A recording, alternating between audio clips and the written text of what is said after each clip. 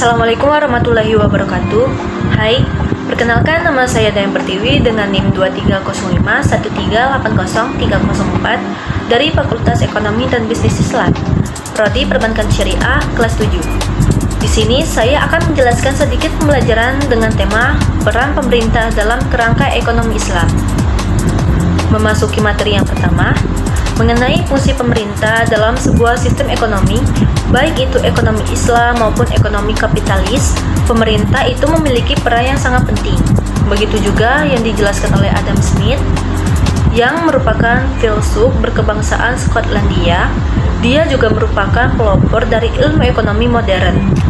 Dalam sebuah buku Subroto tahun 1999, dijelaskan teori Adam Smith bahwa pemerintah itu memiliki 3 fungsi.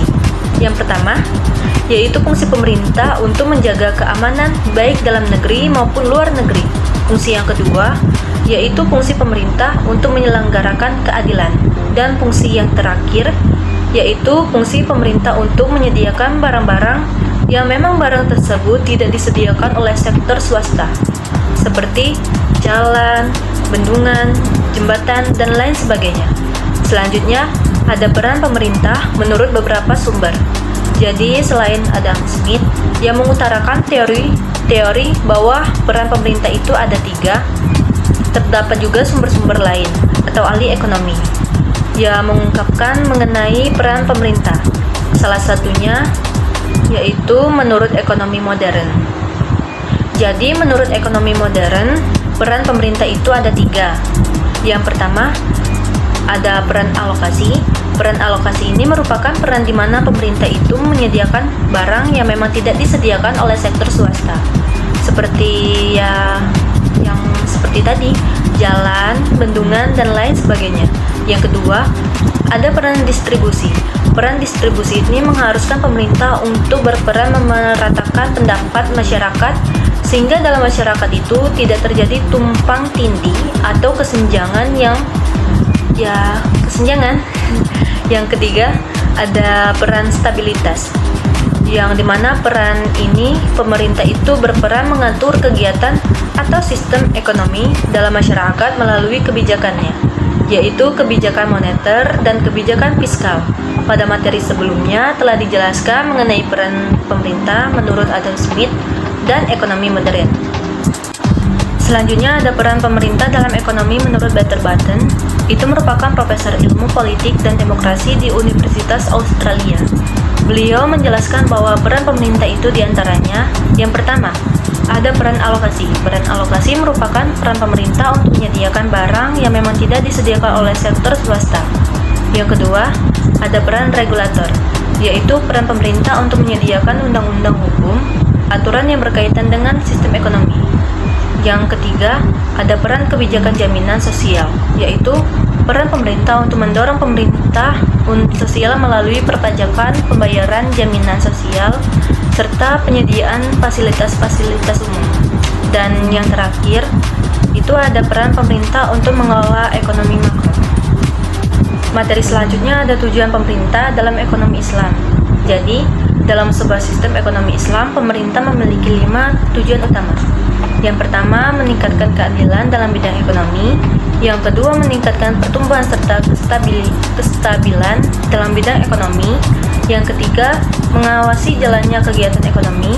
Yang keempat, pemerintah menyediakan infrastruktur umum serta barang-barang yang tidak disediakan oleh sektor swasta. Yang kelima, pemerintah itu mensejahterakan masyarakat secara umum. Materi selanjutnya ada prinsip ekonomi dalam Islam. Pada materi ini saya mengambil 5 prinsip ekonomi secara umum. Di antaranya yaitu yang pertama adalah prinsip tauhid. Dalam prinsip tauhid ini dijelaskan bahwa kita atau keimanan seseorang itu dapat menjadi pembatas seseorang agar tidak melakukan penyimpangan atau kecurangan dalam aktivitas ekonomi. Yang kedua, ada prinsip keadilan. Prinsip keadilan mengatakan bahwa keadilan menjadi kunci untuk menegakkan prinsip ekonomi karena keadilan itu dapat menghindari aktivitas ekonomi dari segala bentuk kecurangan.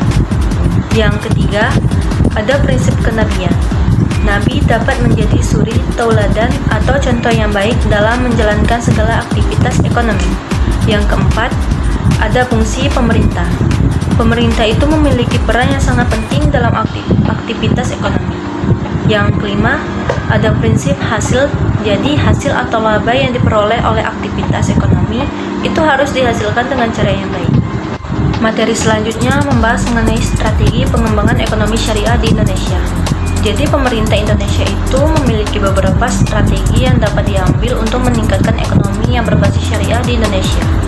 Di antaranya, yang pertama itu ada strategi pengembangan program segmentasi pasar.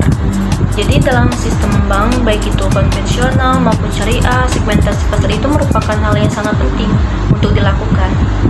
Yang kedua itu ada strategi pengembangan produk-produk baru. Jadi bank syariah ini memiliki peluang yang sangat besar jika dibandingkan dengan bank konsep konvensional yang memang sudah menjamur di Indonesia.